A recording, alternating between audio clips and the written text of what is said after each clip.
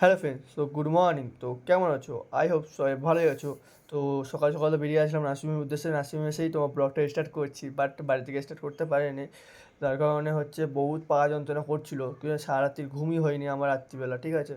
তো ওই কারণে ব্লগটা তাই ভাবছি তোমাদের একটু শেয়ার করি কিছু এগুলো। তো তোমাদের জন্য ওই জন্য নার্সিংহোমে এসে ব্লগটা স্টার্ট করলাম। তো চলো দেখো। আর তোমাদের বড় কথা, তোমাদের একটা কথা বলতে যাচ্ছি যে যারা যারা হসপিটালে যাও, তো হসপিটাল হচ্ছে কাটাছেঁড়ার জন্য হসপিটালটা বেস্ট। আর যাদের মানে পা ভেঙে গেছে, চিড় খেয়ে গেছে বা কিছু হয়েছে, ঠিক আছে, হাড়ে হতে, তো হসপিটাল মানে বেস্ট না বলতে গেলেই চলে, ঠিক আছে। আশেপাশে নার্সিংহোম থাকলে নার্সিংহোমে দেখিয়ে নেবে, কেননা হসপিটাল একদম ফালতু। কেননা যে হসপিটালে আমি গেছিলাম, তো ওই হসপিটাল পুরো ফালতুই বলতে চলে, ঠিক আছে। শুধু মানে আমার ভেঙে গেছে ওই জায়গাটা, কোনো হাতই দিইনি, শুধু মানে কাপড় জড়িয়ে পাঠিয়ে দিয়েছে বাড়িতে।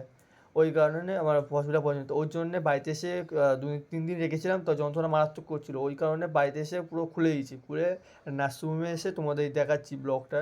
নার্সিংহোমে এসে তোমার ব্লগটা কন্টিনিউ করছি, তো দেখো আর বেশি না বকে, তো ব্লগটা দেখতে থাকো।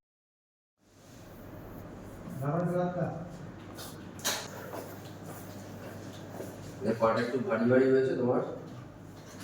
হুম, তুমি বলে যাচ্ছে না। না, অত না।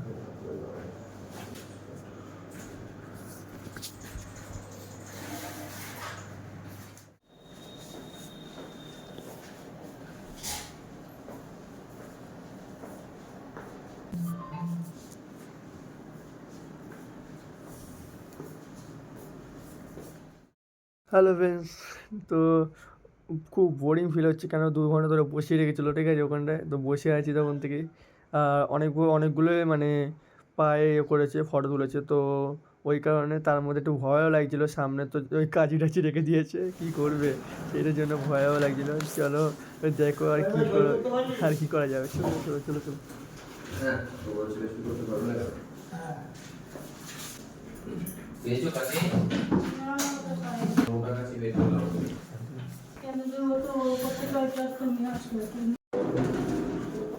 বড় মজাটা তখন ঘোরা দিতে স্ট্রেন দেবে। আবার বাবা আগালে এটাকে টেনে নিয়ে গিয়ে আবার ফেলবে। যখনই ফেলবে পুরো পাটা একসাথে ফেলবে, এইভাবে না কিন্তু যে আমার ব্যথা আছে ওই টাকাটা ফেলবো না, তা না। 4 দিন পরে যখন হাঁটবে একদম এইভাবে এই পা তুলবে, সঙ্গে একটা লাঠির সাপোর্ট নেবে বা কিছু, আর পা ঝুলিয়ে বসবে না এই কটা দিন। আর রাত্রেবেলা ঘুমানোর সময় ঠিক আমরা যেখানে কাপড়টা দিয়েছি এর তলে বালিশ দিয়ে শোবে। এর তলে না, কিন্তু এর তলে বালিশ দিয়ে করলে ঝুলে সকালবেলা উঠে খুব যন্ত্রণা হবে। এরটার তলে বালিশ দেবে, নরম জায়গাটার তলে, ঠিক আছে। তাতে বালিশ দিয়ে নেবে, এপার ওপার হলে কোনো অসুবিধা নেই।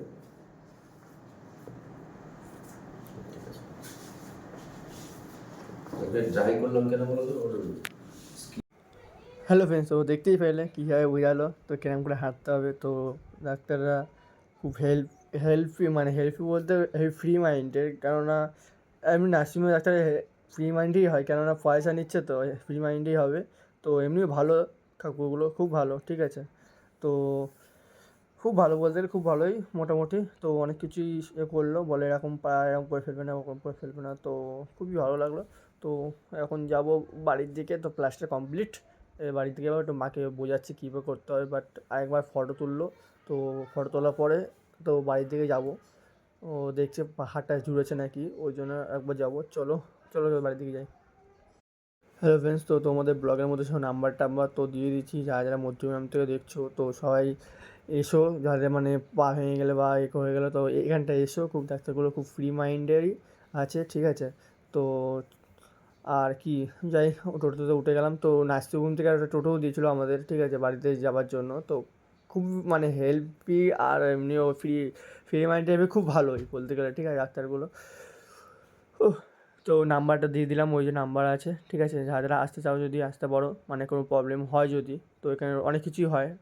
রক্ত টেস্ট হয়, মানে অনেক কিছুই হয়, সব কিছুই হয়, টেস্ট মেস্ট অনেক কিছুই হয়। তো বাট তো যাই, বাড়ির দিকে গিয়ে স্যান্ডেল করে রেডি হই। ফ্রেন্ডস, তো বাড়ি চলে এসেছি, ফ্রেশ ট্রেশ হয়ে বসলাম। তো ব্লগটা বেশি বাড়ালাম না। তো দেখো পায়ের অবস্থা, আর ভাজা করতে করে দিও। ভাই এখন খরা হয়ে বসে আছে, ঠিক আছে, টাটা।